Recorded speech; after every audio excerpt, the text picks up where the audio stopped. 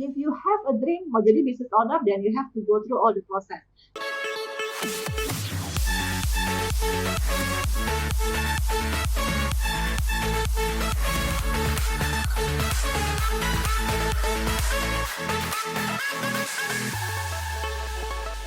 Bisnis itu juga mesti gini ya. Yang sehat adalah kalau kita punya multiple source of income. Ya, Benar gak? Jadi bisnis kita kan gitu. Gak cuma gitu, kayak tadi Jason bilang, ada bisnis keluarga properti, terus dia punya healthcare business. Itu kan another source of income gitu ya. Right, gitu. Saya juga gitu. Suami saya punya apa gitu. Nah itu yang sehat. Satu yang kemarin aku dengar, aku kemarin aku ada dapat tuh Tung De Semua Ringin. Aku rasa banyak orang tahu lah ya. Dia kan juga share kan. Kita ada nonton semua lah ya. Iya, aku rasa kalau di sini kayaknya kita nonton semua. Terus aku kemarin ikut kan yang Instagram Live sama satu inspirator terkenal juga, Pak Ong Kianata. Nah, dia ngomongin dia punya multiple source of income dan dia harus punya multiple source of income supaya bisa sustain. Keseluruhan bisnis dia malah naik justru malahan. Jadi gitu, gini, mesti ingat bahwa tujuannya adalah ke arah passive income. Passive income itu datang dari dua kuadran, B dan I. Oke? Nanti pada saat dapat bisnis, dapat income yang rutin dari kuadrannya B, itu akan mengalirnya ke I. Kan I juga akan jadi source of income kan? Benar nggak? Yes. Our investment akan jadi source of income juga gitu. Jadi itu mesti ada goals-nya. Pertanyaanku itu kayak apakah kalau misalnya, karena kan kadang orang nerima informasi itu kayak multiple source of income, nanti itu mereka pikirnya kayak gue mesti punya berbagai macam bisnis gitu loh. Nanti kalau misalnya mereka punya berbagai macam bisnis, nanti bisnis ini belum cukup stabil, belum cukup matang, istilahnya kan gimana pun yang namanya bisnis saya percaya juga butuh waktu ya. Nggak yang namanya instan gitu loh, setahun pun ya kalau kamu jadi viral itu pun belum tentu kamu ready dengan mental kamu belum ready dengan untuk menerima keviralan itu, karena bisa dilihat juga banyak banget kan artis-artis yang istilah viral gara-gara tidak sengaja dalam waktu gitu kan ya, gara-gara satu video, tapi akhirnya kan banyak yang karena dia mental belum ready akhirnya banyak yang berguguran juga kan, terus sekarang nggak tahu kemana gitu loh. I think bisa dikatakan sama dengan bisnis juga gitu.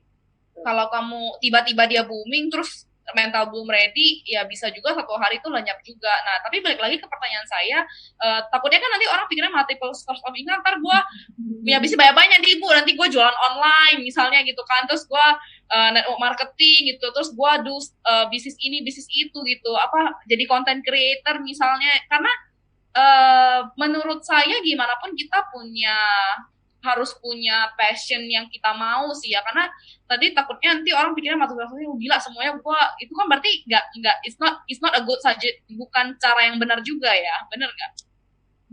Oke. Jadi gini, nomor satu adalah yang namanya bisnis itu mesti dijalanin, ya. Lalu misalkan bisa klaim, this is my business because I run this business no matter what. Oke? Jadi nggak bisa gini loh, muncul sekali terus nggak muncul 6 bulan, itu bisnis nggak? Ya. Bikin video sekali boom terus setahun nggak bikin video lagi, bisnis nggak? Ya. So you have to understand what does it mean having business. You have to run it every day.